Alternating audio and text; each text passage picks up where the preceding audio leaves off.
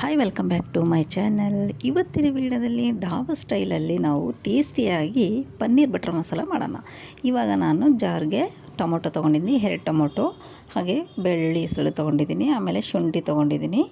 ಇವಾಗ ಅದನ್ನ ಗ್ರೈಂಡ್ ಮಾಡ್ಕೊತೀನಿ, ನೈಸಾಗಿ ಪೇಸ್ಟ್ ಮಾಡ್ಕೊಂಡಿದ್ದೀನಿ. ಸೊ ನೆಕ್ಸ್ಟ್ ಇವಾಗ ಒಗ್ಗರಣೆಗೆ 1 ಟೇಬಲ್ ಸ್ಪೂನಷ್ಟು ಬಟರ್ ಹಾಕಿದ್ದೀನಿ, ಬೆಣ್ಣೆ ಹಾಕಿದ್ದೀನಿ. ಸೊ ಬೆಣ್ಣೆ ಹಾಕೋದ್ರಿಂದನೇ ಭಾಳ ಒಳ್ಳೆ ಟೇಸ್ಟ್ ಕೊಡುತ್ತೆ. ಇವಾಗ ಅರ್ಧ ಟೀ ಸ್ಪೂನಷ್ಟು ಸೋಂಪು ಕಾಳು ಹಾಕಿದ್ದೀನಿ, ಆಮೇಲೆ ಕರ್ಬೇವಿನ ಸೊಪ್ಪು, ಆಮೇಲೆ ಈರುಳ್ಳಿ ಹಾಕ್ತಾಯಿದ್ದೀನಿ. ಒಂದು ಮೀಡಿಯಮ್ ಸೈಜಷ್ಟು ಈರುಳ್ಳಿ ತೊಗೊಂಡಿದ್ದೀನಿ. ಇದು ಚೆನ್ನಾಗಿ ಕಲರ್ ಚೇಂಜ್ ಆಗಬೇಕು, ಅಲ್ಲಿವರೆಗೆ ಎಣ್ಣೆಯಲ್ಲಿ ಚೆನ್ನಾಗಿ ಫ್ರೈ ಆಗಲಿ ಇದು. ಸೊ ಎಷ್ಟು ಚೆನ್ನಾಗಿ ಫ್ರೈ ಆಗುತ್ತೆ ಅಷ್ಟು ಚೆನ್ನಾಗಿ ಟೇಸ್ಟ್ ಕೊಡುತ್ತೆ.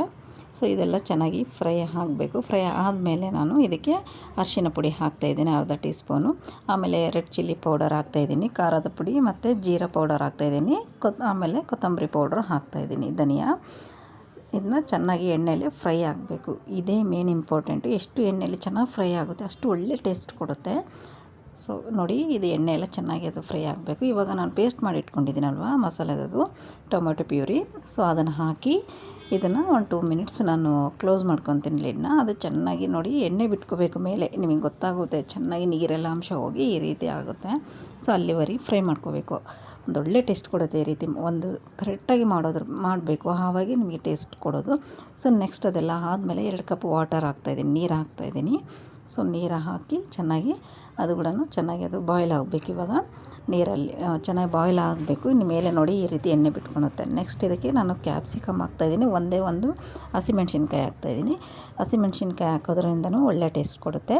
ಸೊ ಅದಕ್ಕೋಸ್ಕರ ಹಸಿಮೆಣ್ಸಿನ್ಕಾಯಿ ಹಾಕಿ ಇವಾಗ 1 ಮಿನಿಟು ಚೆನ್ನಾಗಿ ಅದು ಬಾಯ್ಲ್ ಆಗಬೇಕು, ಅಲ್ಲಿವರೆಗೆ ಬಿಡ್ತೀನಿ ಇವಾಗ. ಸೊ ಇವಾಗ ನೋಡಿ ಮೇಲೆಲ್ಲ ಎಣ್ಣೆ ಬಿಟ್ಕೋಬೇಕು, ಆವಾಗ ಚೆನ್ನಾಗಿ ಕುಕ್ ಆಗಿದೆ ಅಂತ ಅರ್ಥ ಅದು. ಸೊ ಇವಾಗ ಇದೆಲ್ಲ ಆದಮೇಲೆ ನಾನು ಇದಕ್ಕೆ ಒಂದು ಸ್ವಲ್ಪ ಟೇಸ್ಟಿಗೆ ರುಚಿಗೆ ತಕ್ಕಷ್ಟು ಉಪ್ಪು ಹಾಕ್ತಾಯಿದ್ದೀನಿ. ನಿಮಗೆ ಎಷ್ಟು ಬೇಕೋ ಅಷ್ಟು ನೋಡ್ಕೊಳ್ಳಿ. ನೆಕ್ಸ್ಟ್ ಇದಕ್ಕೆ ನಾನು ಗೋಡಂಬಿ ಪೇಸ್ಟ್ ಮಾಡಿ ಇಟ್ಕೊಂಡಿದ್ದೆ, ಅದನ್ನು ಹಾಕ್ತಾಯಿದ್ದೀನಿ. ಇದನ್ನು ಹಾಕೋದ್ರಿಂದನೇ ನಿಮಗೆ ಒಂದು ಒಳ್ಳೆ ತಿಕ್ನೆಸ್ ಕೊಡುತ್ತೆ, ಹಾಗೆ ಒಂದು ಟೇಸ್ಟ್ ಕೂಡ ಇರುತ್ತೆ. ಸೊ ಇದನ್ನ ಹಾಕಿದ ಮೇಲೆ ಮತ್ತೆ 1-2 ಮಿನಿಟ್ಸ್ ಒಂದು ಸ್ವಲ್ಪ ಬಾಯ್ಲ್ ಆಗೋಕ್ಕೆ ಬಿಡಬೇಕು. ಅದೆಲ್ಲ ಚೆನ್ನಾಗಿ ಹೊಂದಾಣ್ಕೋಬೇಕಲ್ವ ಅದಕ್ಕೆ. ಸೊ ಅದಕ್ಕೆ 1-2 ಮಿನಿಟ್ಸ್ ಚೆನ್ನಾಗಿ ಬಾಯ್ಲ್ ಆಗೋಕ್ಕೆ ಬಿಡ್ತೀನಿ. ನೆಕ್ಸ್ಟ್ ಲಾಸ್ಟಿಗೆ ಒಂದು ಸ್ವಲ್ಪ ಗರಂ ಮಸಾಲ ಹಾಕಬೇಕು. ಮುಂಚೆನೇ ಹಾಕಿದರೆ ಅಷ್ಟು ಟೇಸ್ಟ್ ಬರೋದಿಲ್ಲ. ಗರಂ ಮಸಾಲ ಹಾಕಿ ಆಮೇಲೆ ಇದಕ್ಕೆ ಪನ್ನೀರನ್ನ ಡೈರೆಕ್ಟಾಗಿ ಹಾಕ್ತಾಯಿದ್ದೀನಿ. ನೆಕ್ಸ್ಟ್ ಕಸೂರಿ ಮೇಥಿ ಹಾಕಿ ಇವಾಗ ಇದನ್ನು ಒಂದು ಸ್ವಲ್ಪ 1-2 ಮಿನಿಟ್ಸು ಫ್ರೈ ಆಗೋಕ್ಕೆ ಬಿಡ್ತೀನಿ, ಚೆನ್ನಾಗಿ ಬಾಯ್ಲ್ ಆಗಲಿ.